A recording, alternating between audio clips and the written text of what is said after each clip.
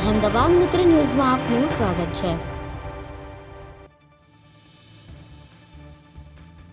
અંકલેશ્વરના બાકરોલ ગામ નજીક ઉકાઈ કેનાલમાં જોખમી રસાયણયુક્ત પાણી ઠાલવવાના કેસમાં ક્રાઇમ બ્રાન્ચે 5 આરોપીઓની ધરપકડ કરી છે।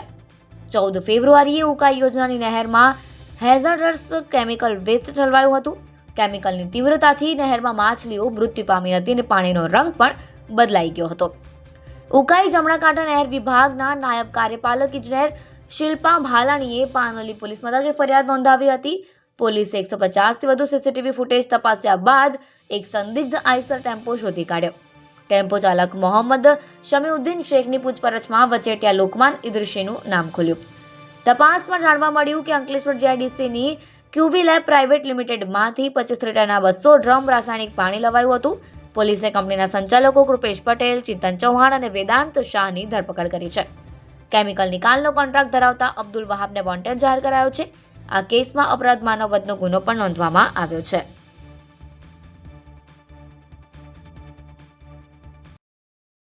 અહેમદાબાદ મિત્ર ન્યૂઝની યુટ્યુબ ચેનલને સબસ્ક્રાઇબ કરો અને બેલ આઇકોન જરૂરથી દબાવો, જેથી દરેક મહત્વના વિડીયોની નોટિફિકેશન તમને મળતી રહે।